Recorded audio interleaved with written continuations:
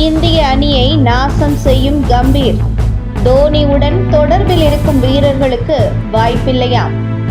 இலங்கை அணிக்கு எதிரான T20 மற்றும் ஒருநாள் கிரிக்கெட் தொடர் விரைவில் நடைபெறவுள்ள நிலையில் தோனியுடன் தொடர்பில் இருக்கும் கிரிக்கெட் வீரர்களை அணியிலிருந்து அதிரடியாக நீக்கப்பட்டு இருப்பதாக வெளியாகியுள்ள தகவல்கள் கிரிக்கெட் ரசிகர்கள் மத்தியில் பரபரப்பை ஏற்படுத்தியுள்ளது.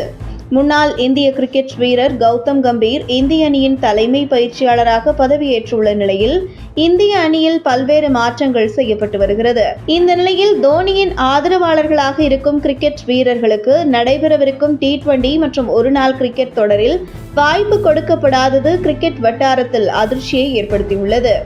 மட்டுமின்றி கிரிக்கெட் ரசிகர்கள் மத்தியில் பல்வேறு விமர்சனங்கள் எழுந்துள்ளது. மகேந்திர சிங் தோனிக்கும் கௌதம் கம்பீருக்கும் இடையே ஏற்கனவே பிரச்சனை ஏற்பட்டுள்ள நிலையில் இருதரப்பு ரசிகர்களும் இன்று வரை சோசியல் மீடியாவில் விவாத போர் நடத்தி கொண்டிருக்கின்றனர்.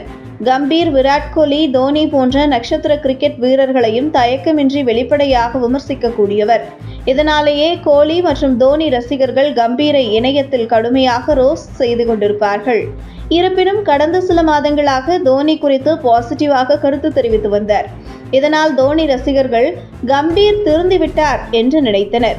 இப்படிப்பட்ட சூழலில் தோனியின் ஆதரவாளர்களாக இருக்கும் கிரிக்கெட் வீரர்களுக்கு சமீபத்தில் அறிவிக்கப்பட்டுள்ள ஒருநாள் கிரிக்கெட் போட்டிக்கான இந்திய அணியில் வாய்ப்பு மறுக்கப்பட்டிருப்பது கிரிக்கெட் ரசிகர்களை கொந்தளிக்க செய்துள்ளது. குறிப்பாக ஜிம்பாப்வே அணிக்கு எதிராக T20 தொடரில் அதிரடியாக செயல்பட்ட சென்னை அணியின் கேப்டன் ருத்ராஜ் கெய்க்வாட்டுக்கு இலங்கை அணிக்கு எதிரான T20 போட்டியில் விளையாட வாய்ப்பு கொடுக்கப்படவில்லை.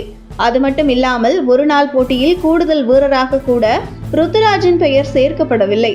அதேபோல் தோனியின் நெருங்கிய நண்பரான ஜடேஜாவும் ஒருநாள் போட்டிக்கான அணியிலிருந்து அதிரடியாக நீக்கப்பட்டிருக்கிறார்.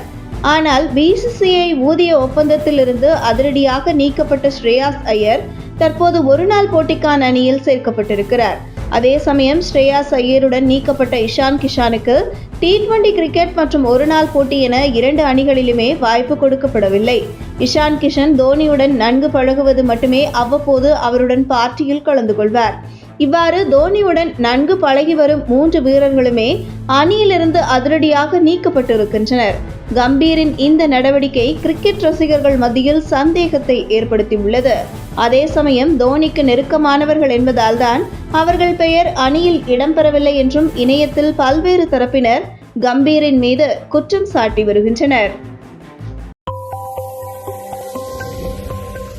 உங்கள் தின சேவல்.